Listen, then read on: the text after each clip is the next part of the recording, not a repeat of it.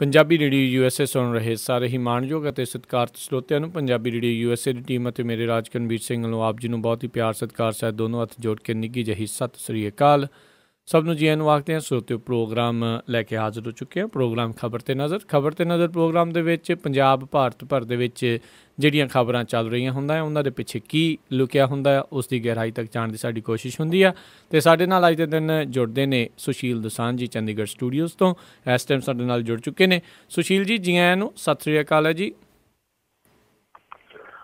ਬਹੁਤ ਬਹੁਤ ਮਿਹਰਬਾਨੀ ਰਾਜ ਕਰਨਵੀਰ ਜੀ ਤੇ ਸਾਡੇ ਪੰਜਾਬੀ ਰੇਡੀਓ USA ਦੇ ਸਾਰੇ ਲਿਸਨਰਸ ਨੂੰ ਸੁਸ਼ੀਲ ਦੋਸਾਂਝ ਦੀ ਚੰਡੀਗੜ੍ਹ ਸਟੂਡੀਓ ਤੋਂ ਬਹੁਤ ਹੀ ਪਿਆਰ ਭਰੀ ਸਤਿ ਸ੍ਰੀ ਅਕਾਲ, ਆਦਾਬ ਤੇ ਨਮਸਕਾਰ। ਪਿਆਰ ਦੋਸਤੋ, ਜਿਵੇਂ ਰਾਜ ਕਰਨਵੀਰ ਹੋਰਾਂ ਨੇ ਦੱਸਿਆ ਤੁਹਾਨੂੰ ਕਿ ਖਬਰ ਤੇ ਨਜ਼ਰ ਪ੍ਰੋਗਰਾਮ ਦੇ ਵਿੱਚ ਅੱਜ ਦੇ ਦਿਨ ਅਸੀਂ ਤੁਹਾਡੇ ਨਾਲ ਕੁਝ ਚਰਚਾ ਕਰਦੇ ਹਾਂ ਪੰਜਾਬ ਤੇ ਦੇਸ਼ ਦੀ ਸਿਆਸਤ ਬਾਰੇ, ਸਮਾਜਿਕ ਹਾਲਤਾਂ ਬਾਰੇ ਜਾਂ ਕੁਝ ਵੀ ਹੋਰ ਜਿਹੜਾ ਹਫ਼ਤਾਵਾਰੀ ਸਾਨੂੰ ਕਰਨ ਦੀ ਜ਼ਰੂਰਤ ਹੁੰਦੀ ਹੈ, ਜਿਹਦੇ 'ਚ ਕੁਝ ਦਸਾਉਣ ਦੀ ਤੇ ਸੁਣਾਉਣ ਦੀ ਲੋੜ ਰਹਿੰਦੀ ਹੈ, ਉਹ ਚਰਚਾ ਅਸੀਂ ਲੈ ਕੇ ਆਉਂਦੇ ਹਾਂ। ਤੇ ਅੱਜ ਵੀ ਅਸੀਂ ਪੰਜਾਬ ਤੋਂ ਸ਼ੁਰੂ ਕਰਕੇ ਦੇਸ਼ ਦੁਨੀਆ ਦੀਆਂ ਗੱਲਾਂ ਕਰਾਂਗੇ ਤੇ ਗੱਲਬਾਤ ਦਾ ਸਿਲਸਿਲਾ ਸ਼ੁਰੂ ਕਰਨਗੇ ਰਾਜ ਕਰਨ ਜੀ।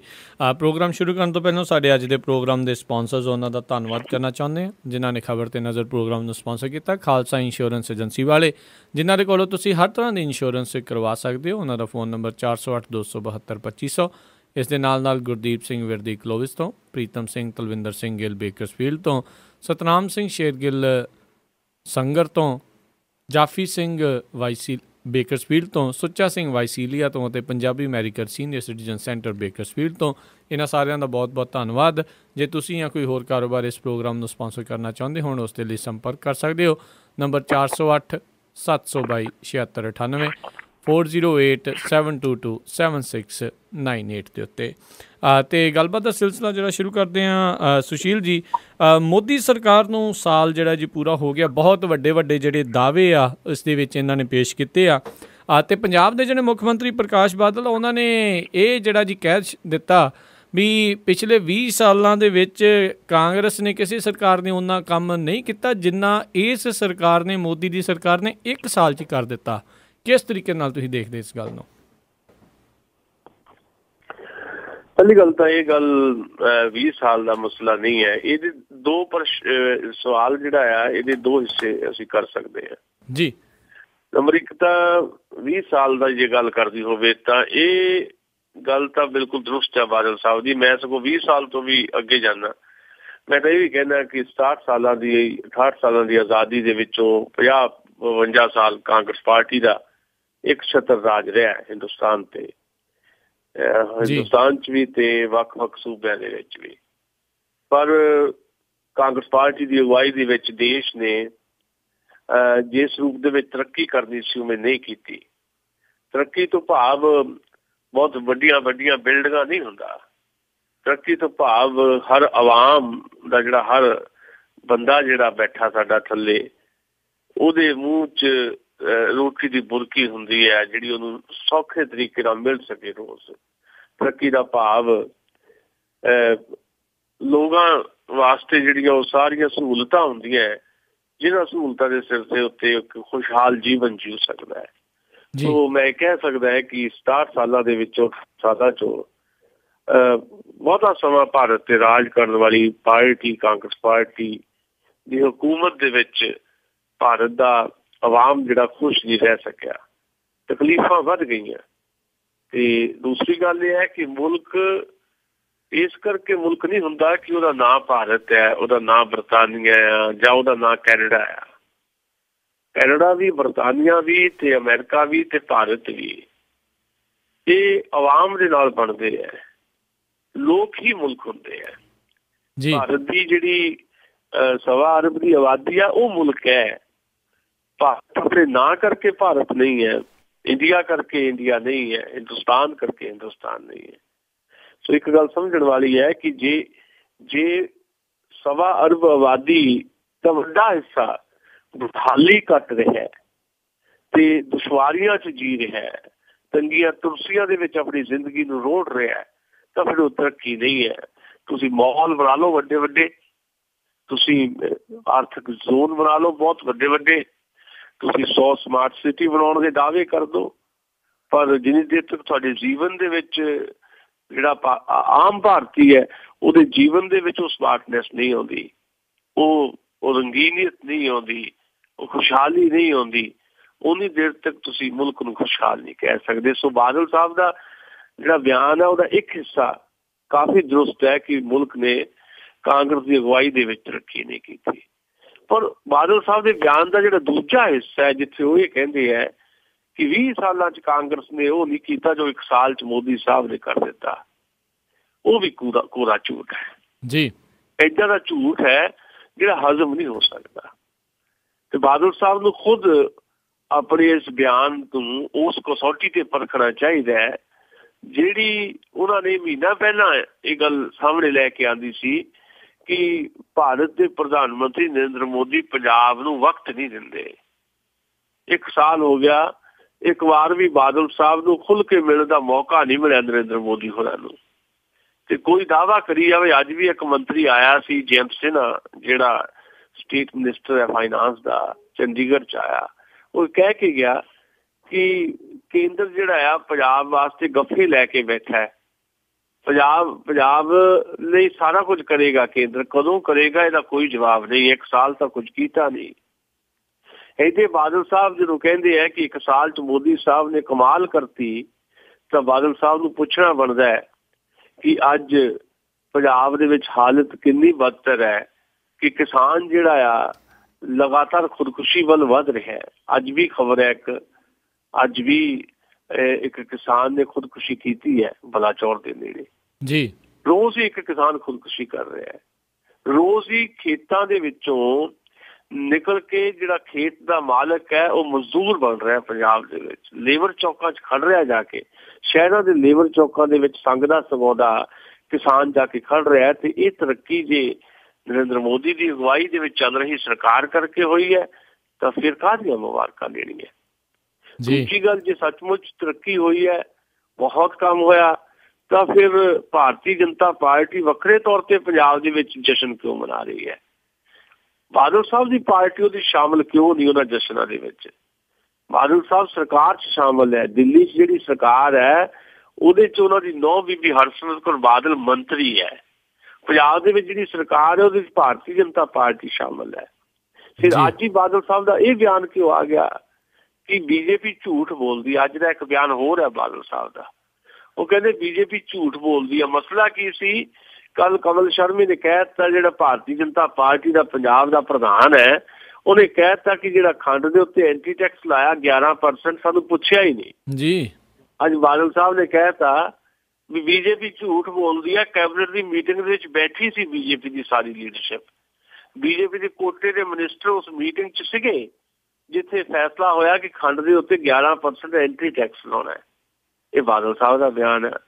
ਕੱਲ ਬਾਦਲ ਸਾਹਿਬ ਕਹਿ ਰਹੇ ਸੀ ਕਿ ਤਰੱਕੀ ਬੜੀ ਕੀਤੀ ਹੈ ਬੀਜੇਪੀ ਦੀ ਅਗਵਾਈ ਦੇ ਵਿੱਚ ਇਸ ਮੁਲਕ ਨੇ, ਪੰਜਾਬ ਨੇ। ਅੱਜ ਬਾਦਲ ਸਾਹਿਬ ਕਹਿੰਦੇ ਬੀਜੇਪੀ ਝੂਠ ਬੜੀ ਬੋਲਦੀ ਹੈ। ਅਸੀਂ ਹੁਣ ਕਿਹੜੀ ਗੱਲ ਤੇ ਯਕੀਨ ਕਰੀਏ? ਯਕੀਨ ਕਿਹੜੀ ਗੱਲ ਤੇ ਕਰਨਾ ਹੁੰਦਾ ਹੈ? ਯਕੀਨ ਤਾਂ ਪ੍ਰੈਕਟੀਕਲੀ ਜੋ ਤੁਹਾਡੇ ਸਾਹਮਣੇ ਉਹਦੇ ਤੇ ਕਰਨਾ ਹੁੰਦਾ ਹੈ, ਜੋ ਦਿਖਾਈ ਦੇ ਰਿਹਾ ਉਹਦੇ ਤੇ ਯਕੀਨ ਹੋ ਸਕਦਾ ਹੈ। ਦਿਖਾਈ ਤਾਂ ਇਹ ਦੇ ਰਿਹਾ ਕਿ ਪੰਜਾਬ ਦਾ ਮਜ਼ਦੂਰ ਜਿਹੜਾ ਆ, ਪੰਜਾਬ ਦਾ ਕਿਰਤੀ ਵਰਗ ਜਿਹੜਾ ਆ, ਉਹਦੀ ਜ਼ਿੰਦਗੀ ਹੋਰ ਔਖੀ ਹੋ ਗਈ ਹੈ। ਦਿਖਾਈ ਤਾਂ ਇਹ ਦੇ ਰਿਹਾ ਕਿ ਪੰਜਾਬ ਦਾ ਕਿਸਾਨ ਆਪਣੇ ਖੇਤਾਂ ਤੋਂ ਵਿਛੜ ਰਿਹਾ ਹੈ।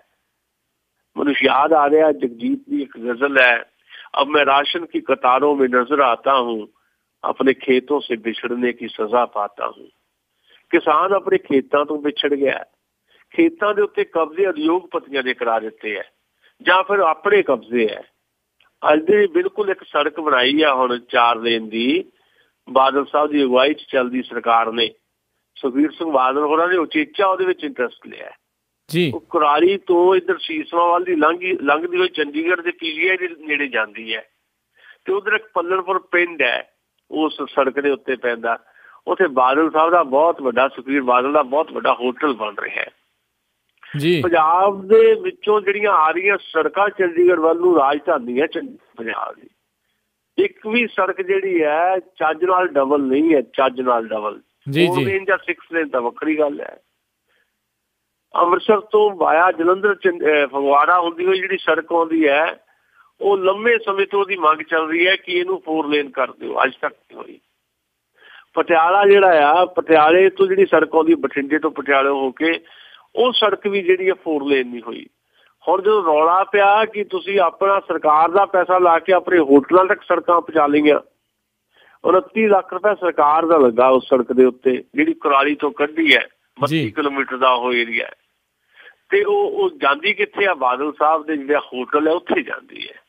ਆਹ ਹੁਣ ਏਅਰਪੋਰਟ ਰੋਡ ਜਿਹੜਾ ਮੋਹਾਲੀ ਵਾਲਾ, ਜਿਹਨੂੰ ਏਅਰਪੋਰਟ ਰੋਡ ਕਹਿੰਦੇ ਹੈ, ਆਪਣੇ ਸਟੂਡੀਓ ਦੇ ਕੋਲੋਂ ਲੰਘਦਾ 1.5 ਕਿਲੋਮੀਟਰ ਤੋਂ, ਏਅਰਪੋਰਟ ਰੋਡ ਹੁਣ ਮੁਕੰਮਲ ਹੋ ਜਾਣਾ। ਉੱਥੇ ਇੱਕ ਨਦੀ ਪੈਂਦੀ ਸੀ, ਉਹ ਨਦੀ ਦੇ ਉੱਤੇ ਪੁਲ ਬਣ ਗਿਆ, ਉਹਨੂੰ ਜੋੜਨ ਦਾ ਕੰਮ ਹੋ ਰਿਹਾ ਹੈ। ਜੂਨ 15 ਤੱਕ ਉਹ ਏਅਰਪੋਰਟ ਰੋਡ ਜਿਹੜਾ ਪੁਲ ਦੇ ਉੱਤੋਂ ਆਵਾਜਾਈ ਸ਼ੁਰੂ ਹੋ ਜਾਣੀ ਹੈ, ਤੇ ਇੰਟਰਨੈਸ਼ਨਲ ਫਲਾਈਟਸ ਵੀ ਜਿਹੜੀ ਹੈ ਚੰਡੀਗੜ੍ਹ ਏਅਰਪੋਰਟ ਤੇ ਜਿਹੜੀ ਹੈ ਉਹ ਸ਼ੁਰੂ ਹੋ ਜਾਣੀ ਹੈ।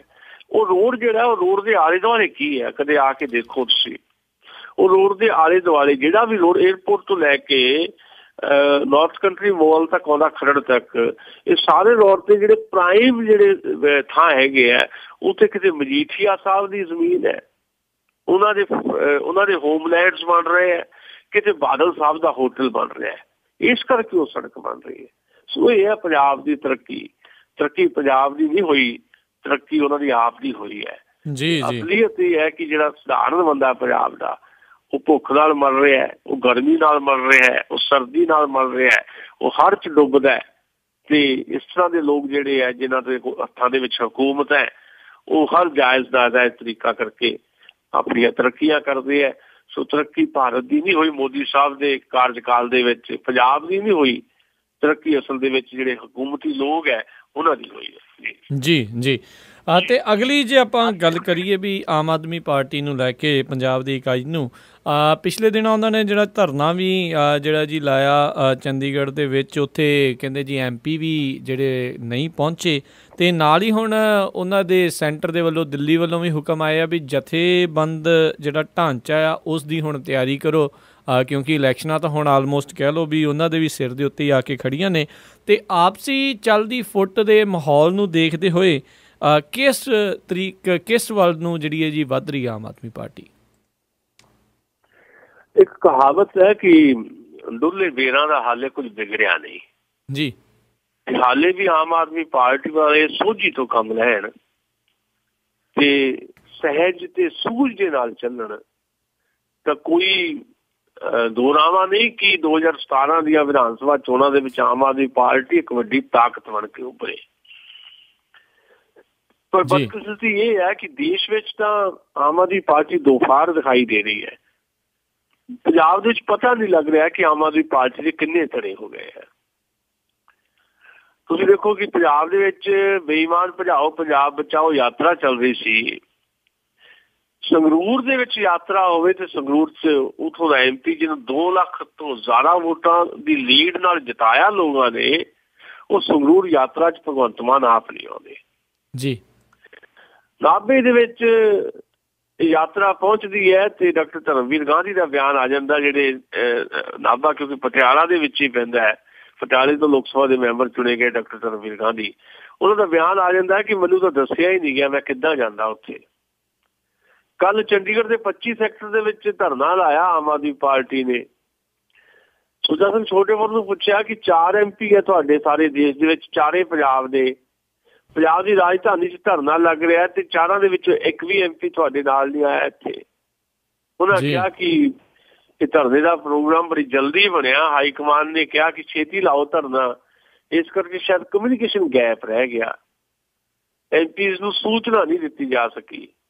ਤੁਸੀਂ ਅੰਦਾਜ਼ਾ ਕਰ ਸਕਦੇ ਹੋ ਕਿ ਜਿਹੜੀ ਪਾਰਟੀ ਆਪਣੇ ਧਰਨੇ ਬਾਰੇ ਆਪਣੇ MPs ਨੂੰ ਸੂਚਿਤ ਨਹੀਂ ਕਰ ਸਕਦੀ, ਉਹ ਪਾਰਟੀ ਦੀ ਹਾਲਤ ਜਿਹੜੀ ਹੈ ਆਉਣ ਵਾਲੇ ਸਮੇਂ ਦੇ ਵਿੱਚ ਕਿੰਨੀ ਕੁ ਵਧੀਆ ਹੋ ਸਕਦੀ ਹੈ। ਪਰ ਫਿਰ ਵੀ ਅਸੀਂ ਇਹ ਆਸ ਕਰਦੇ ਹਾਂ ਕਿ ਆਮ ਆਦਮੀ ਪਾਰਟੀ ਆਮ ਆਦਮੀ ਦੀ ਗੱਲ ਕਰਦਿਆਂ, ਆਮ ਆਦਮੀ ਪਾਰਟੀ ਆਮ ਆਦਮੀ ਦੇ ਨਾਲ ਚੱਲਦਿਆਂ ਆਮ ਆਦਮੀ ਦੇ ਦਿਲ ਦੇ ਵਿੱਚ ਆਪਣੀ ਜਗ੍ਹਾ ਬਣਾਵੇ।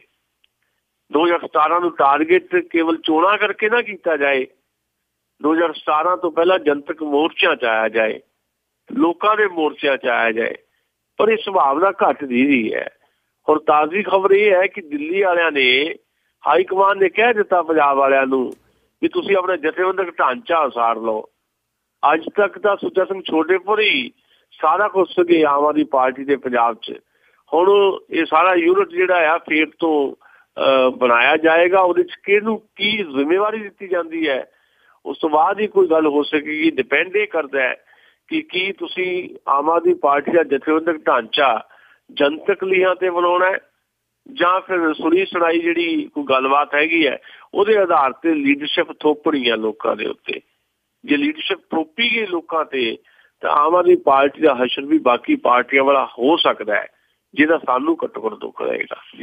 ਜੀ ਜੀ ਅਗਲੀ ਜਿਹੜੀ ਆਪਾਂ ਕਾਂਗਰਸ ਦੇ ਪੱਖੋਂ ਵੀ ਗੱਲ ਕਰੀਏ, ਦਾਅਵੇ ਇਹਨਾਂ ਦੇ ਵੱਲੋਂ ਜ਼ਰੂਰ ਪੇਸ਼ ਕੀਤੇ ਜਾ ਰਹੇ ਆ ਵੀ 2017 ਦੇ ਵਿੱਚ ਜਿਹੜੀਆਂ ਇਹ ਚੋਣਾਂ ਜਿੱਤਣਗੇ ਵਿਧਾਨ ਸਭਾ ਦੀਆਂ। ਦੂਜੇ ਪਾਸੇ ਰਵਨੀਤ ਬਿੱਟੂ ਹੁਣਾਂ ਨੇ ਧਰਨਾ ਲਾਇਆ ਅਤੇ ਉਦੋਂ ਪ੍ਰਤਾਪ ਸਿੰਘ ਬਾਜਵਾ ਹੁਣੀ ਜਿਹੜੇ ਬਹੁਤੇ ਉਹਨਾਂ ਦੇ ਧਰਨੇ ਜਾਂ ਬਹੁਤੇ ਬਿਆਨ ਆ ਉਹ ਅਖਬਾਰਾਂ ਦੇ ਵਿੱਚ ਰਹਿੰਦੇ ਆ। ਅਤੇ ਤੀਜੇ ਪਾਸੇ ਕੈਪਟਨ ਅਮਰਿੰਦਰ ਸਿੰਘ ਹੁਣੀ ਜਿਹੜੇ ਆ ਉਹ ਕਾਂਗਰਸ ਦੇ ਮੰਚ ਤੋਂ ਘੱਟ ਅਤੇ ਜਾਟ ਮਹਾਂਸਭਾ ਤੋਂ ਜਿਹੜਾ ਉਹ ਜ਼ਿਆਦਾ ਕੰਮ ਕਰਦੇ ਆ। ਸੋ ਇਹਨਾਂ ਦੇ ਜਿਹੜੇ 2017 ਦੇ ਜਿਹੜੇ ਚੋਣ ਜਿੱਤਣ ਦੇ ਦਾਅਵੇ ਦੇ ਵਿੱਚ ਕਿੰਨਾ ਕੁ ਤੁਹਾਨੂੰ ਲੱਗਦਾ ਵੀ ਮੁੱਲ ਹੈਗਾ, ਕਿੰਨਾ ਕੁ ਭਾਰ ਆ? ਵਧੀਆ ਤੁਸੀਂ ਇਹ ਇੱਕ ਨੁਕਤਾ ਉਭਾਰਿਆ ਕਿ ਕਾਂਗਰਸ ਪਾਰਟੀ ਦੇ ਵਿੱਚ ਇੱਕ ਪਾਸੇ ਰਵਨੀਤ ਬਿੱਟੂ ਵਰਗੇ ਯੰਗ ਜਿਹੜੇ ਮੈਂਬਰ ਪਾਰਲੀਮੈਂਟ ਹੈ ਉਹ ਥੋੜ੍ਹਾ ਬਹੁਤ ਜਨਤਕ ਐਕਸ਼ਨ 'ਚ ਦਿਖਾਈ ਦਿੰਦੇ ਆ। ਲੁਧਿਆਣੇ 'ਚ ਦਿਖਾਈ ਦਿੱਤੇ ਆ। ਉੱਥੇ ਮਿਨੀ ਸੈਕਟਰੀਏਟ ਉਹਨਾਂ ਨੇ ਮੁਜ਼ਾਹਰਾ ਕੀਤਾ ਇਹ ਗੱਲ ਕਹਿ ਕੇ ਕਿ ਪੈਟਰੋਲ ਤੇ ਡੀਜ਼ਲ ਤੇ ਜਿਹੜਾ ਸੈਸ ਲਾਇਆ ਗਿਆ ਉਹ ਗਲਤ ਲਾਇਆ ਗਿਆ, ਉਹ ਵਾਪਸ ਲਿਆ ਜਾਏ। ਸੈਕਟਰੀਏਟ ਦੇ ਦਫ਼ਤਰਾਂ ਨੂੰ ਜਿੰਦੇ ਲਾਉਣ ਚੱਲੇ ਸੀ, ਉੱਥੇ ਪੁਲਿਸ ਨੇ ਲਾਠੀ ਚਾਰਜ ਕੀਤਾ। ਅਖਬਾਰਾਂ 'ਚ ਖਬਰਾਂ ਆ ਗਈਆਂ, ਯਾਨੀ ਇੱਕ ਜਨਤਕ ਐਕਸ਼ਨ ਦੇ ਰੂਪ ਦੇ ਵਿੱਚ ਕਾਂਗਰਸ ਪਾਰਟੀ ਐਕਟਿਵ ਨਜ਼ਰ ਆਈ ਰਵਨੀਤ ਬਿੱਟੂ ਦੀ ਅਗਵਾਈ ਦੇ ਵਿੱਚ ਲੁਧਿਆਣੇ 'ਚ। ਪਰ ਇਹ ਕਦੇ ਕਦੇ ਹੁੰਦਾ ਹੈ। ਆਮ ਤੌਰ ਦੇ ਉੱਤੇ ਕਾਂਗਰਸ ਪਾਰਟੀ ਦੀ ਲੀਡਰਸ਼ਿਪ ਜਿਹੜੀ ਹੈ ਅਖਬਾਰਾਂ ਦੇ ਵਿੱਚ ਬਿਆਨ ਦੇ ਕੇ ਆਪਣਾ ਬੁੱਤਾ ਸਾਰ ਲੈਂਦੀ ਹੈ। ਹੁਣ ਤਿੰਨ ਗੱਲਾਂ ਜਿਹੜੀਆਂ ਤੁਸੀਂ ਕੀਤੀਆਂ ਉਹ ਬੜੀਆਂ ਇੰਪਾਰਟੈਂਟ ਹੈ। ਨੰਬਰ 1 ਤਾਂ ਇਹੀ ਕਿ ਰਵਨੀਤ ਬਿੱਟੂ ਦਾ ਜਨਤਕ ਐਕਸ਼ਨ ਜਿਹਦੀ ਬਹੁਤ ਜ਼ਰੂਰਤ ਹੈ। ਨੰਬਰ 2 ਪ੍ਰਤਾਪ ਸਿੰਘ ਬਾਜਵਾ ਜਨਤਕ ਐਕਸ਼ਨਾਂ 'ਚ ਦਿਖਾਈ ਨਹੀਂ ਦੇ ਰਹੇ, ਉਹ ਸਿਰਫ ਅਖਬਾਰਾਂ 'ਚ ਦਿਖਾਈ ਦਿੰਦੇ। ਪਿਛਲੇ ਦਿਨਾਂ 'ਚ ਤਾਂ ਉਹਨਾਂ ਦਾ ਇਹ ਲੱਗਦਾ ਸੀ ਕਿ ਜਿੱਦਾਂ ਉਹਨਾਂ ਨੂੰ ਹਾਈ ਕਮਾਨ ਨੇ ਕੋਈ ਉੱਤੋਂ ਸੰਕੇਤ ਦਿੱਤਾ ਹੈ ਜਾਂ ਕੋਈ ਡਾਇਰੈਕਸ਼ਨ ਦਿੱਤੀ। ਉਹਨਾਂ ਨੇ ਇੱਥੋਂ ਤੱਕ ਕਹਿਤਾ ਕਿ ਮੈਂ ਤਾਂ ਕੈਪਟਨ ਅਮਰਿੰਦਰ ਮੇਰੇ ਵੱਡੇ ਭਰਾ ਆ, ਜੇ ਕੈਪਟਨ ਹੋਣ ਚਾਹੇ ਕੋਈ ਵੀ ਹੋਵੇ, ਮੈਂ ਕਿਸੇ ਦੀ ਵੀ ਲੀਡਰਸ਼ਿਪ ਦੇ ਵਿੱਚ ਕੰਮ ਕਰਨਾ ਚਾਹੁੰਦਾ, ਪੰਜਾਬ ਦੇ ਵਿੱਚੋਂ ਬਾਦਲਾਂ ਦਾ ਰਾਜ ਖਤਮ ਹੋਣਾ ਚਾਹੀਦਾ। ਇਹ ਕਿਹਾ ਪ੍ਰਤਾਪ ਸਿੰਘ ਬਾਜਵਾ, ਜਿਸ ਤੋਂ ਪਤਾ ਲੱਗਦਾ ਹੈ ਕਿ ਪ੍ਰਤਾਪ ਸਿੰਘ ਬਾਜਵਾ ਦੀ ਭੱਲ ਜਿਹੜੀ ਹੈ ਦਿੱਲੀ ਦੇ ਵਿੱਚ ਕੋਈ ਬਹੁਤੀ ਬੜੀ ਨਹੀਂ। ਪਰ ਅਗਲੀ ਗੱਲ ਜਿਹੜੀ ਆ ਉਹ ਕੈਪਟਨ ਅਮਰਿੰਦਰ ਦੀ ਹੈ। ਕੈਪਟਨ ਅਮਰਿੰਦਰ ਵੀ ਜਨਤਕ ਐਕਸ਼ਨਾਂ 'ਚ ਤਾਂ ਕਦੇ ਨਹੀਂ ਦਿਖਾਈ ਦਿੱਤੇ। ਉਹ ਜਾਟ ਮਹਾਂਸਭਾ ਇੱਕ ਬਣੀ ਹੈ ਜਿਹਦੀ ਉਹ ਨੈਸ਼ਨਲ ਪ੍ਰੈਜ਼ੀਡੈਂਟ ਹੈ। ਜਿਹੜੀ ਉੱਤਰੀ ਭਾਰਤ ਦੇ ਵਿੱਚ ਬਹੁਤ ਸੂਬੇ ਹੈ ਉਹਨਾਂ 'ਚ ਜਿਹੜੇ ਜਾਟ ਹੈਗੇ ਆ ਉਹਨਾਂ ਦੀ ਇੱਕ ਸਭਾ ਬਣੀ ਹੈ, ਜਿਹੜੇ ਪਿੱਛੇ ਜਾਟਾਂ ਵਾਸਤੇ ਜਿਹੜੀ ਰਿਜ਼ਰਵੇਸ਼ਨ ਦੀ ਲੜਾਈ ਵੀ ਲੜਦੇ ਰਹੇ ਹੈ, ਉਹਦੇ ਉਹ ਪ੍ਰਧਾਨ ਹੈ। ਉਹਨਾਂ ਦੇ ਮੰਚ ਤੋਂ ਬਠਿੰਡੇ 'ਚ ਇੱਕ ਦੋ ਥਾਵਾਂ ਤੇ ਹੋਰ ਐਕਟਿਵ ਉਹ ਦਿਖਾਈ ਦਿੱਤੇ ਆ। ਹੁਣ ਇਸ ਸੂਰਤ ਹਾਲ 'ਚ ਅਸੀਂ ਦੇਖ ਸਕਦੇ ਹਾਂ ਕਿ 2017 ਤੱਕ ਜੇ ਇੱਦਾਂ ਹੀ ਚੱਲਣਾ ਹੈ, ਰੋਜ਼ ਇਸ ਗੱਲ ਤੇ ਥੋੜ੍ਹੀ ਬਹੁਤ ਚਰਚਾ ਹੁੰਦੀ ਹੈ ਕਿ ਕਾਂਗਰਸ ਪਾਰਟੀ ਕੋ ਵੱਡਾ ਮੌਕਾ ਹੈ ਇਸ ਵੇਲੇ, ਕਿਉਂਕਿ ਮੁੱਖ ਤੌਰ ਦੇ ਉੱਤੇ ਵਿਧਾਨ ਸਭਾ ਦੇ ਵਿੱਚ ਵੀ ਤੇ ਬਾਹਰ ਵੀ ਜਿਹੜੀ ਮੁੱਖ ਵਿਰੋਧੀ ਪਾਰਟੀ ਉਹ ਕਾਂਗਰਸ ਪਾਰਟੀ ਹੈ ਪੰਜਾਬ 'ਚ ਜੀ। ਪਰ ਬਦਕਿਸਮਤੀ ਇਹ ਹੈ ਕਿ ਨਾ ਤਾਂ ਵਿਧਾਨ ਸਭਾ ਦੇ ਵਿੱਚ ਮੁੱਖ ਵਿਰੋਧੀ ਧਿਰ ਦੀ ਭੂਮਿਕਾ ਆਮ ਆਦਮੀ ਪਾਰਟੀ ਨਿਭਾ ਸਕੀ, ਨਾ ਪੰਜਾਬ ਦੀਆਂ ਸੜਕਾਂ ਤੇ ਪੰਜਾਬ ਦੇ ਖੇਤਾਂ 'ਚ ਪੰਜਾਬ ਦੀਆਂ ਮਿੱਲਾਂ ਦੇ ਮੂਹਰੇ ਕਾਂਗਰਸ ਪਾਰਟੀ ਕੁਝ ਆਪਣਾ ਜਨਤਕ ਜਲਵਾ ਦਿਖਾ ਸਕੀ ਹੈ ਜੀ। ਹੁਣ ਇਹਦਾ ਕਾਰਨ ਕੀ ਹੈ? ਇਹਦਾ ਕਾਰਨ ਮੈਂ ਇਹ ਸਮਝਦਾ ਹੈ ਕਿ ਕਾਂਗਰਸ ਪਾਰਟੀ ਅਸਲ ਦੇ ਵਿੱਚ ਆਪਣੀ ਰਵਾਇਤ ਦੇ ਮੁਤਾਬਕ ਜਨਤਕ ਮੋਰਚਿਆਂ ਵਾਲੀ ਪਾਰਟੀ ਨਹੀਂ ਹੈ। ਕਿਉਂਕਿ ਜਿੱਦਾਂ ਅਸੀਂ ਸ਼ੁਰੂ 'ਚ ਜ਼ਿਕਰ ਕੀਤਾ ਕਿ 67 ਸਾਲਾਂ ਦੀ ਆਜ਼ਾਦੀ 'ਚ 50-55 ਸਾਲ ਕਾਂਗਰਸ ਨੇ ਹਕੂਮਤ ਕੀਤੀ ਹੈ ਦੇਸ਼ ਤੇ ਵੀ, ਵੱਖ-ਵੱਖ ਸੂਬਿਆਂ 'ਚ ਵੀ। ਇਸ ਕਰਕੇ ਸੱਤਾ ਦੇ ਖਿਲਾਫ ਸੰਘਰਸ਼ ਦਾ ਕੋਈ ਉਹਨਾਂ ਦੀ ਪਰੰਪਰਾ ਨਹੀਂ ਹੈ, ਉਹਨਾਂ ਦੀ ਰਵਾਇਤ ਨਹੀਂ ਹੈ। ਸੋ ਇਹਨਾਂ ਤੋਂ ਤਵੱਕੋ ਨਹੀਂ ਕਰ ਸਕਦੇ ਤੁਸੀਂ ਕਿ ਕਾਂਗਰਸ ਵਾਲੇ ਜਨਤਕ ਮੋਰਚੇ ਮੱਲਣਗੇ। ਕਦੇ ਕਦਾਈ ਕੋਈ ਬਿੱਟੂ ਵਰਗਾ ਨੌਜਵਾਨ ਕੋਈ ਥੋੜ੍ਹੀ ਬਹੁਤ ਜਨਤਕ ਐਕਸ਼ਨ ਕਰਦੇ ਦਿਖਾਈ ਦੇਣਗੇ, ਪਰ ਓਵਰਆਲ ਜਨਤਕ ਐਕਸ਼ਨ ਦੀ ਤਵੱਕੋ ਤੁਸੀਂ ਬੀਬੀ ਭੱਠਲ ਤੋਂ ਕਰੋ ਜਾਂ ਕੈਪਟਨ ਅਮਰਿੰਦਰ ਤੋਂ ਕਰੋ ਜਾਂ ਪ੍ਰਤਾਪ ਸਿੰਘ ਬਾਜਵੇ ਤੋਂ ਕਰੋ, ਇਹ ਗੱਲ ਠੀਕ ਨਹੀਂ ਹੈ, ਤਵੱਕੋ ਠੀਕ ਨਹੀਂ ਹੈ। ਕਿਉਂਕਿ ਉਹਨਾਂ ਦੀ ਰਵਾਇਤ ਹੀ ਕੋਈ ਨਹੀਂ। ਜਿਹਨਾਂ ਦੀ ਜੀਵਨ ਸ਼ੈਲੀ ਸ਼ਾਹੀ ਹੋਵੇ, ਜਿਹੜੇ ਏਸੀ ਕਮਰਿਆਂ 'ਚ ਬੈਠ ਕੇ ਪੰਜਾਬ ਦੀ ਸਿਆਸਤ ਦੇ ਨਕਸ਼ੇ ਬਣਾਉਂਦੇ ਹੋਣ, ਉਹਨਾਂ ਵਾਸਤੇ ਜਨਤਕ ਮੋਰਚੇ ਨਹੀਂ ਹੁੰਦੇ। ਜਨਤਕ ਮੋਰਚੇ ਮੰਨਣ ਵਾਲੇ ਕੁਝ ਲੋਕ ਹੋਰ ਹੁੰਦੇ ਆ। ਸੋ ਇਸ ਸਾਰੀ ਹਾਲਤ ਦੇ ਵਿੱਚ ਇੱਕ ਧੜੇਬਾਜ਼ੀ ਹੈ। ਉਹ ਧੜੇਬਾਜ਼ੀ ਦੇ ਵਿੱਚ ਆਪਣੇ ਆਪ ਨੂੰ ਸੁਪਰ ਤੁਸੀਂ ਕਹਿ ਲਓ ਪੇਸ਼ ਕਰਨ ਦੀ ਕੋਸ਼ਿਸ਼ ਕੀਤੀ ਜਾ ਰਹੀ ਹੈ। ਹਾਈ ਕਮਾਂਡ ਨੂੰ ਕੁਝ ਸਮਝ ਨਹੀਂ ਆ ਰਿਹਾ। ਕੇਵਲ ਪੰਜਾਬ ਦਾ ਹਾਲ ਨਹੀਂ ਹੈ, ਹਾਈ ਕਮਾਂਡ ਤੋਂ ਵੀ ਤੁਸੀਂ ਨਹੀਂ, ਜਿਹੜੀ ਕਾਂਗਰਸ ਦੀ ਹਾਈ ਕਮਾਂਡ ਹੈ ਉਹਦੇ ਤੋਂ ਵੀ ਉਮੀਦ ਨਹੀਂ ਰੱਖੀ ਜਾ ਸਕਦੀ ਕਿ ਉਹ ਦੇਸ਼ ਦੀ ਸਰਕਾਰ ਜਿਹੜੀ ਇਸ ਵੇਲੇ 1 ਸਾਲ ਜਿਹੜਾ ਪੂਰਾ ਜਿਹੜੀ ਚਰਚਾ ਅਸੀਂ ਕਰ ਰਹੇ ਹਾਂ ਉਹਦੇ ਖਿਲਾਫ ਕੋਈ ਲੋਕ ਹਿੱਤਾਂ ਨੂੰ ਲੈ ਕੇ ਕੋਈ ਭਾਰਤ ਭਰ ਦੇ ਵਿੱਚ ਅੰਦੋਲਨ ਵਿੱਢਣਗੇ। ਅੰਦੋਲਨ ਹੋ ਹੀ ਨਹੀਂ ਸਕਦਾ ਉਹਨਾਂ ਤੋਂ, ਕਿਉਂਕਿ ਉਹ ਅੰਦੋਲਨਕਾਰੀ ਨਹੀਂ ਹੈ। ਉਹਨਾਂ ਨੂੰ ਵਿਰਸੇ ਦੇ ਵਿੱਚ ਅੰਦੋਲਨ ਨਹੀਂ ਮਿਲਿਆ, ਉਹਨਾਂ ਨੂੰ ਵਿਰਸੇ 'ਚ ਹਕੂਮਤਾਂ ਮਿਲੀਆਂ ਹੋਈਆਂ। ਇਸ ਕਰਕੇ ਜਿਹੜਾ ਲੋਕਾਂ ਨੇ ਹਕੂਮਤਾਂ ਕੀਤੀਆਂ ਹੋਣ ਉਹ ਅੰਦੋਲਨ 'ਚ ਕਿੱਦਾਂ ਪੈ ਸਕਦੇ ਆ। ਇਸੇ ਕਰਕੇ ਕਾਂਗਰਸ ਪਾਰਟੀ ਖੁਰੀ ਹੈ ਦੇਸ਼ ਵਿੱਚ ਵੀ, ਪੰਜਾਬ ਦੇ ਵਿੱਚ ਵੀ। ਇਹ ਸੰਕਟ ਹੈ ਕਾਂਗਰਸ ਦਾ। ਆਉਣ ਵਾਲੇ ਸਮੇਂ 'ਚ ਸੰਕਟ ਤੋਂ ਕਾਂਗਰਸ ਪਾਰਟੀ ਦੀ ਲੀਡਰਸ਼ਿਪ ਦੇਸ਼ ਦੀ ਜਾਂ ਪੰਜਾਬ ਦੀ ਕਿੱਦਾਂ ਕੱਢਦੀ ਆਪਣੇ ਆਪ ਨੂੰ, ਇਹ ਆਪਣੇ ਆਪ 'ਚ ਦੇਖਣ ਵਾਲਾ ਇਸ਼ੂ ਰਹੇਗਾ। ਜੀ। ਤੇ ਅਗਲੀ ਜੇ ਆਪਾਂ ਗੱਲ ਕਰੀਏ, ਆਪਾਂ ਸ਼ੁਰੂਆਤ ਦੇ ਵਿੱਚ ਵੀ ਭਾਜਪਾ ਦੀ ਗੱਲ ਕੀਤੀ ਪੰਜਾਬ ਦੇ ਪੱਧਰ ਤੋਂ, ਤੇ ਜੇ ਨੈਸ਼ਨਲ ਲੈਵਲ ਤੋਂ ਗੱਲ ਕਰੀਏ ਮੋਦੀ ਸਰਕਾਰ ਦੇ 1 ਸਾਲ ਨੂੰ, ਤਾਂ ਬੜੇ ਵੱਡੇ ਦਾਅਵੇ ਪੇਸ਼ ਕੀਤੇ, ਘੰਟਿਆਂ ਬੱਧੀ ਸਪੀਚਾਂ ਵੀ ਜਿਹੜੀਆਂ ਇਸ ਦੇ ਉੱਤੇ ਜਿਹੜੀਆਂ ਦਿੱਤੀਆਂ ਗਈਆਂ।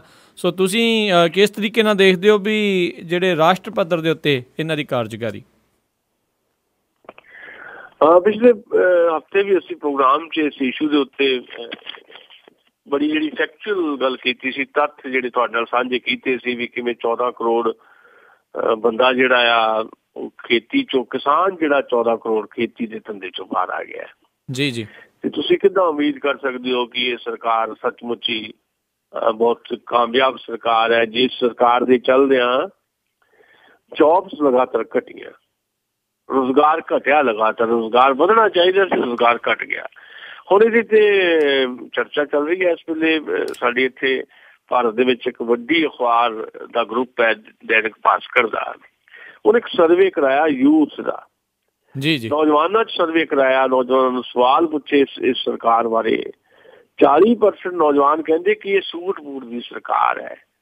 35% ਨੌਜਵਾਨਾਂ ਦਾ ਕਹਿਣਾ ਸੀ ਕਿ ਨਰਿੰਦਰ ਮੋਦੀ ਇੱਕ ਡਿਕਟੇਟਰ ਵਾਂਗ ਬਿਹੇਵ ਕਰ ਰਹੇ ਆ। ਏਦਾਂ ਅਸੀਂ ਸਾਰਾ ਜੇ ਭਾਰਤ ਦਾ ਜ਼ਿਕਰ ਕਰੀਏ ਤਾਂ ਤੁਹਾਨੂੰ ਪਤਾ ਕਿ ਅਸੀਂ ਬੜੀ ਲੰਮੀ ਚਰਚਾ ਇਹਦੇ ਤੇ ਕਰਦੇ ਰਹੇ ਹਾਂ। ਉਧਰ ਨਾ ਜਾਂਦੇ ਹੋਏ ਕੇਵਲ ਜੇ ਉਹ ਸਟੇਟਸ ਦੇਖੀਏ ਜਿਹਨਾਂ ਸਟੇਟਸ ਦੇ ਵਿੱਚ ਪਹਿਲਾਂ ਤੋਂ ਰਾਜ ਹੈ ਬੀਜੇਪੀ ਦਾ, ਤੇ ਲੋਕ ਸਭਾ ਚੋਣਾਂ ਦੇ ਵਿੱਚ 100% ਸੀਟਾਂ ਉੱਥੋਂ ਜਿੱਤੀਆਂ। ਮੇਰੀ ਮੁਰਾਦ ਜਿਹੜੀ ਗੁਜਰਾਤ ਤੋਂ ਆ, ਮੰਨ ਲਓ ਰਾਜਸਥਾਨ ਹੈ, ਮੱਧ ਪ੍ਰਦੇਸ਼, 3 ਥਾਵਾਂ ਦੇ ਉੱਤੇ 100% ਲੋਕ ਸਭਾ ਦੀਆਂ ਸਾਰੀਆਂ ਸੀਟਾਂ ਨਰਿੰਦਰ ਮੋਦੀ ਦੀ ਅਗਵਾਈ 'ਚ ਜਿੱਤੀਆਂ ਗਈਆਂ। ਸਰਵੇ ਆਇਆ ਇਹਨਾਂ 3 ਸੂਬਿਆਂ ਦੇ ਵਿੱਚ 100% ਸੀਟਾਂ ਜਿਸ ਪਾਰਟੀ ਨੇ ਜਿੱਤੀਆਂ, ਨਰਿੰਦਰ ਮੋਦੀ ਦੇ ਨਾਂ ਤੇ ਜਿੱਤੀਆਂ।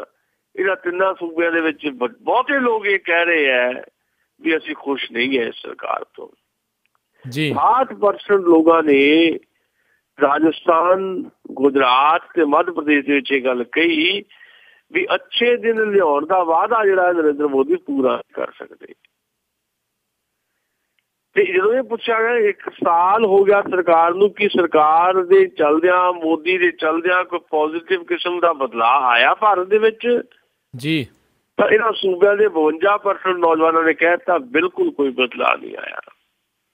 ਜੀ। ਡਿਵੈਲਪਮੈਂਟ ਦੇ ਇਸ਼ੂ ਦੇ ਉੱਤੇ ਵੀ 50% ਦੇ ਕਰੀਬ ਨੌਜਵਾਨ ਕਹਿ ਰਹੇ ਆ ਕਿ ਕੋਈ ਡਿਵੈਲਪਮੈਂਟ ਨਹੀਂ ਹੈ।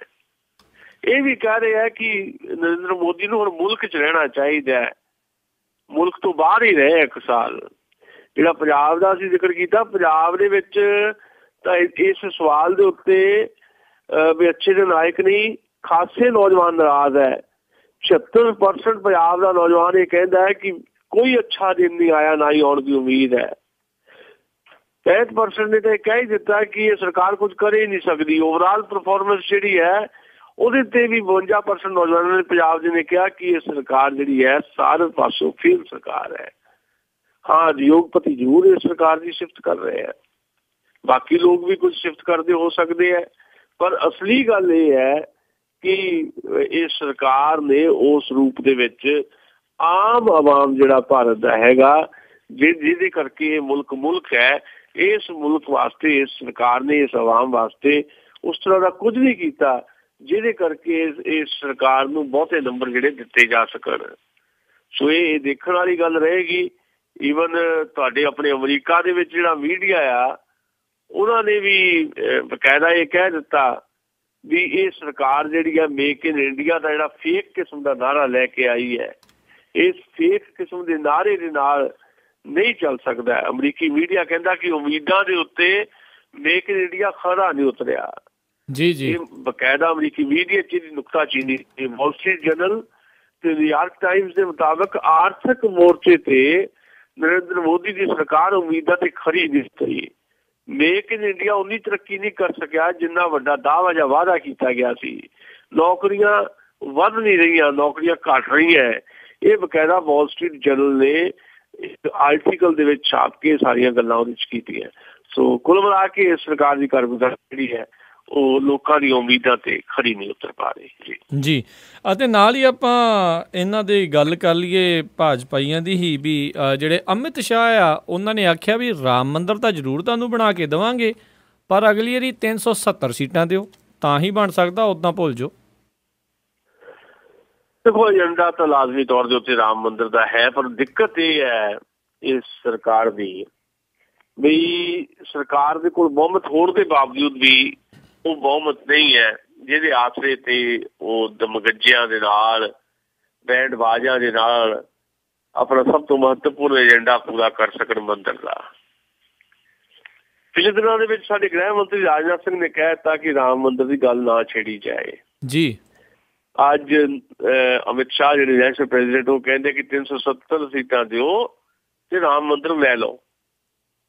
ਇਹ ਸਾਰਾ ਕੁਝ ਤਾਂ ਆ ਕਿਉਂਕਿ ਭਾਰਤੀ ਜਨਤਾ ਪਾਰਟੀ ਦੇ ਉੱਤੇ ਇੱਕ ਪ੍ਰੈਸ਼ਰ ਵੀ ਹੈ ਲਾਜ਼ਮੀ ਤੌਰ ਤੇ, ਕਿਉਂਕਿ RSS ਬੈਕਡੋਰ ਤੋਂ ਇਸ ਸਰਕਾਰ ਨੂੰ ਚਲਾ ਰਹੀ ਹੈ। RSS ਆਪਣਾ ਹਿੰਦੂਤਵ ਦਾ ਏਜੰਡਾ ਲਾਗੂ ਕਰਨਾ ਚਾਹੁੰਦੀ ਹੈ ਤੇ ਵਾਅਦੇ ਵੀ ਅੰਦਰ ਖਾਤੇ ਬਹੁਤ ਕੀਤੇ ਗਏ ਸੀ ਜੀ, ਪਰ ਓਪਨਲੀ ਜਿਹੜਾ ਵਾਅਦਾ ਸੀ ਉਹ ਡਿਵੈਲਪਮੈਂਟ ਦਾ ਸੀ।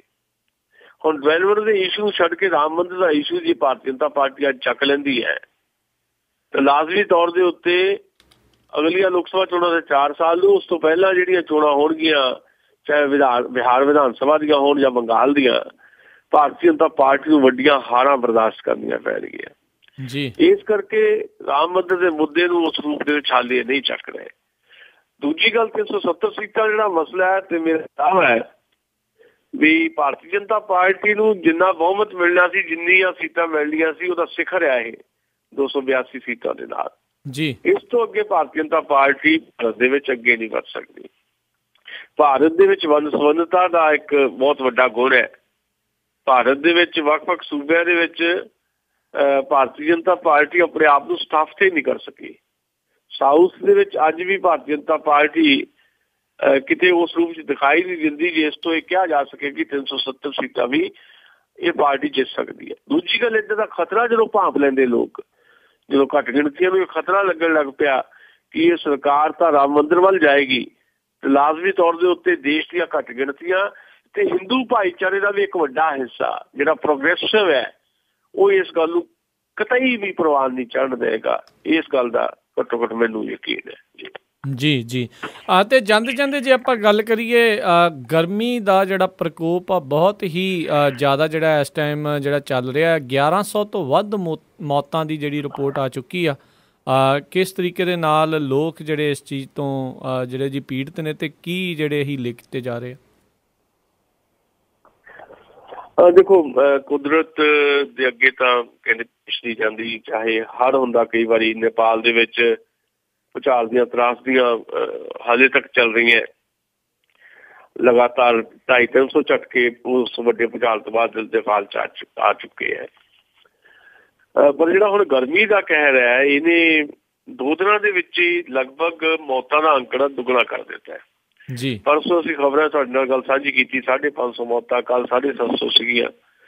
ਅੱਜ ਰਾਤ ਲੰਘੀ ਆ, ਸਵੇਰਾ ਇੱਥੇ ਹੋ ਗਿਆ ਤੇ 1100 ਦੀ ਗਿਣਤੀ ਦਾ ਅੰਕੜਾ ਆ ਗਿਆ। ਦੁਖਦਾਇਕ। ਪਰ ਇਹ 'ਚ 2 ਗੱਲਾਂ ਕਰਨ ਵਾਲੀ। ਨੰਬਰ 1 ਤਾਂ ਮੌਸਮ ਜਿਹੜਾ ਆ ਉਹਦਾ ਮਿਜ਼ਾਜ ਲਾਜ਼ਮੀ ਤੌਰ ਦੇ ਉੱਤੇ ਕੋਈ ਅੱਲੋਕਾਰ ਗੱਲ ਨਹੀਂ ਹੈ। ਇਹਨਾਂ ਦਿਨਾਂ ਦੇ ਵਿੱਚ ਮੌਸਮ ਇੱਦਾਂ ਦਾ ਹੁੰਦਾ ਹੈ, ਪਰ ਇਸ ਵਾਰ ਮੌਤਾਂ ਦੀ ਗਿਣਤੀ ਬਹੁਤ ਜ਼ਿਆਦਾ ਹੈ। ਇਹਦਾ ਭਾਵ ਇਹ ਹੈ ਕਿ ਅਸੀਂ ਜਿਹੜੇ ਸਾਡੀ ਸਰਕਾਰ ਦੇਸ਼ ਦੀ ਨਰਿੰਦਰ ਮੋਦੀ ਸਰਕਾਰ ਜਿਹੜੀ ਜਨ ਧਨ ਯੋਜਨਾਵਾਂ ਪਤਾ ਨਹੀਂ ਕੀ ਕੁਝ ਲੈ ਕੇ ਆਉਂਦੀ ਹੈ, ਉਹ ਜਨ ਤੱਕ ਜਿਹੜੀ ਜ਼ਰੂਰਤ ਹੈ ਸਭ ਤੋਂ ਮਹੱਤਵਪੂਰਨ ਉਹ ਜ਼ਰੂਰਤ ਪੂਰੀ ਨਹੀਂ ਕਰ ਸਕੀ, ਲੋਕਾਂ ਨੂੰ ਅਵੇਅਰ ਨਹੀਂ ਕਰ ਸਕੀ। ਤੇ ਦੂਜੀ ਗੱਲ ਲੋਕਾਂ ਵਾਸਤੇ ਹਾਲਾਤ ਨਹੀਂ ਪੈਦਾ ਕਰ ਸਕੀ ਸਰਕਾਰ ਕਿ ਜੇ ਬਹੁਤ ਜ਼ਿਆਦਾ ਗਰਮੀ ਹੋਵੇ ਤਾਂ ਤੁਹਾਡੇ ਕੋਲ ਅਲਟਰਨੇਟ ਕੀ। ਈਵਨ ਉਲਟਾ ਹੋ ਗਿਆ ਕਿ ਸਰਕਾਰ ਬਿਜਲੀ ਦੀ ਸਪਲਾਈ ਨਿਰਵਿਘਨ ਦੇਣ ਦੇ ਵਿੱਚ ਜਿਹੜੀ ਨਾਕਾਮ ਸਾਬਤ ਹੋ ਰਹੀ ਹੈ, ਸਾਡੀ ਇੱਥੇ ਸਟੇਟ ਗੌਰਮੈਂਟ ਵੀ ਨੈਸ਼ਨਲ ਗੌਰਮੈਂਟ ਵੀ, ਜਿਹਦੇ ਕਰਕੇ ਨੁਕਸਾਨ ਦੀ ਸ਼ਿੱਦਤ ਵੱਧਦੀ ਹੈ। ਸੋ 1100 ਲੋਕਾਂ ਦਾ ਅੰਕੜਾ ਬਹੁਤ ਵੱਡਾ ਅੰਕੜਾ ਹੈ ਤੇ ਇਹਦੇ 'ਚ ਮਨੁੱਖ ਦਾ ਲਾਲਚ ਵੀ ਕੰਮ ਕਰ ਰਿਹਾ।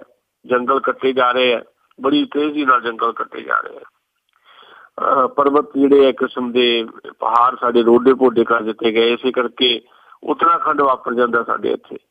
ਸੋ ਖਤਰੇ ਦੀਆਂ ਘੰਟੀਆਂ ਵੱਜ ਰਹੀਆਂ ਤੇ ਸਰਕਾਰਾਂ ਹਿੰਦੁਸਤਾਨ ਦਾ ਜਲ ਜੰਗਲ ਜ਼ਮੀਨ ਵੇਚਣ ਦੇ ਰਾਹ ਪਈਆਂ ਹੋਈਆਂ। ਇਹ ਰੁਕਣਾ ਪਏਗਾ ਆਉਣ ਵਾਲੇ ਸਮੇਂ ਦੇ ਵਿੱਚ, ਨਹੀਂ ਤਾਂ ਥੋੜ੍ਹਾ ਬਹੁਤ ਵੀ ਜਿਹੜਾ ਕੁਦਰਤ ਨੇ ਸਾਨੂੰ ਬਚਾ ਕੇ ਰੱਖਿਆ ਹੈ ਉਹ ਵੀ ਸਾਰਾ ਵਿਗੜ ਜਾਏਗਾ। ਖਬਰਾਂ ਇੱਦਾਂ ਦੀਆਂ ਆ ਰਹੀਆਂ ਹੈ ਕਿ 2050 ਤੱਕ ਭਾਰਤ ਦੇ ਵਿੱਚ ਪਾਣੀ ਜਿਹੜਾ ਖਤਮ ਹੋ ਜਾਣਾ ਹੈ। ਭਾਰਤ ਦੇ ਵਿੱਚ 2025 ਤੱਕ ਹੀ ਬਹੁਤ ਜ਼ਬਰਦਸਤ ਸੰਕਟ ਪਾਣੀ ਦਾ ਆਉਣਾ ਹੈ। ਜੀ ਜੀ, ਇੱਕ ਕੰਸਲਟਿੰਗ ਫਰਮ ਈਏ ਵਾਟਰ ਨੇ ਇੱਕ ਰਿਪੋਰਟ ਜਾਰੀ ਕੀਤੀ ਜਿਸ 'ਚ ਗੱਲਾਂ ਆਈਆਂ ਤੇ ਭਾਰਤ ਦਾ ਜਿਹੜਾ ਪਾਣੀ ਦਾ ਉਦਯੋਗ ਹੈ 3 ਸਾਲਾਂ 'ਚ ਇੱਥੇ ਜਿਹੜੀਆਂ ਮਲਟੀਨੈਸ਼ਨਲ ਕੰਪਨੀਆਂ 18,000 ਕਰੋੜ ਰੁਪਏ ਇਨਵੈਸਟ ਕਰ ਰਹੀ ਹੈ। ਲਾਜ਼ਮੀ ਤੌਰ ਤੇ ਕੋਈ ਪੈਸਾ ਕਿਉਂ ਲਾਉਂਦਾ ਹੈ, ਉਹ ਪੈਸਾ ਲਾ ਕੇ ਇੱਥੋਂ ਪੈਸਾ ਕੱਢ ਕੇ ਲੈ ਕੇ ਜਾਣਗੇ। ਸੋ ਪਾਣੀ ਦੇ ਉੱਤੇ ਮਾਫੀ ਦਾ ਕਬਜ਼ਾ ਹੈ, ਪਾਣੀ ਦੇ ਉੱਤੇ ਮਲਟੀਨੈਸ਼ਨਲ ਦਾ ਕਬਜ਼ਾ ਹੈ ਤੇ ਇਹਦੇ ਜਿਹੜੀਆਂ ਕੁਦਰਤੀ ਸਾਡੀਆਂ ਜਿਹੜੀਆਂ ਨਿਆਮਤਾਂ ਹੈ ਉਹਨਾਂ ਉੱਤੇ ਵੀ ਮਲਟੀਨੈਸ਼ਨਲ ਦਾ ਕਬਜ਼ਾ ਹੈ ਤੇ ਬੰਦਾ ਜਿਹੜਾ ਬੇਵਸ ਦਿਖਾਈ ਦੇ ਰਿਹਾ ਹੈ। ਬੇਵਸ ਇਸ ਕਰਕੇ ਸਰਕਾਰ ਨੇ ਇਸ ਕਾਮਨ ਮੈਨ ਦੀ ਗੱਲ ਕਰਕੇ ਹੀ ਉਹ ਤੋਂ ਵੋਟ ਹਾਸਿਲ ਕੀਤੀ ਹੈ, ਪਰ ਕਾਮਨ ਮੈਨ ਦੀ ਭਲਾਈ ਇਹ ਸਰਕਾਰ ਭੁੱਲ ਗਈ ਹੈ, ਜਿਹਦੇ ਕਰਕੇ ਇੱਡੇ ਵੱਡੀਆਂ ਕੁਦਰਤੀ ਆਫਤਾਂ ਵੀ ਸਾਨੂੰ ਬਰਦਾਸ਼ਤ ਕਰਨੀਆਂ ਪੈ ਰਹੀਆਂ। ਜੀ ਜੀ, ਤੇ ਬਹੁਤ ਜਿਹੜਾ ਜੀ ਅਸੀਂ ਤੁਹਾਡਾ ਧੰਨਵਾਦ ਕਰਦੇ ਹਾਂ ਸੁਸ਼ੀਲ ਦਸਾਂਝ ਜੀ, ਤੁਸੀਂ ਸਾਡੇ ਨਾਲ ਜੁੜੇ ਆ ਕੇ ਇਹਨਾਂ ਖਬਰਾਂ ਦੇ ਬਾਰੇ ਜਿਹੜੀ ਹੈ ਸਾਨੂੰ ਤੁਸੀਂ ਇਹ ਜਾਣਕਾਰੀ ਦਿੱਤੀ। ਅਗਲੇ ਬੁਲੇਟਿਨ ਤੱਕ ਲਈ ਤੁਹਾਡਾ ਅਸੀਂ ਬਹੁਤ ਧੰਨਵਾਦ, ਮਿਹਰਬਾਨੀ, ਸਤਿ ਸ਼੍ਰੀ ਅਕਾਲ। ਸ਼ੁਕਰੀਆ। ਤਾਂ ਸਰੋਤਿਓ, ਹੁਣ ਮੈਨੂੰ ਵੀ ਇਜਾਜ਼ਤ ਦਿਓ। ਮੇਰੇ ਵੱਲੋਂ ਵੀ ਆਪ ਸਭ ਨੂੰ ਬਹੁਤ ਹੀ ਪਿਆਰ ਸਤਿਕਾਰ ਸਹਿਤ ਦੋਨੋਂ ਹੱਥ ਜੋੜ ਕੇ ਨਿੱਘੀ ਜਿਹੀ ਸਤਿ ਸ਼੍ਰੀ ਅਕਾਲ। ਜਿਉਂਦੇ ਵਾਸਤੇ ਰਹੋ, ਹੱਸਦੇ ਖੇਲਦੇ ਰਹੋ ਤੇ ਸੁਣਦੇ ਰਹੋ ਜੀ ਪੰਜਾਬੀ ਰੇਡੀਓ USA।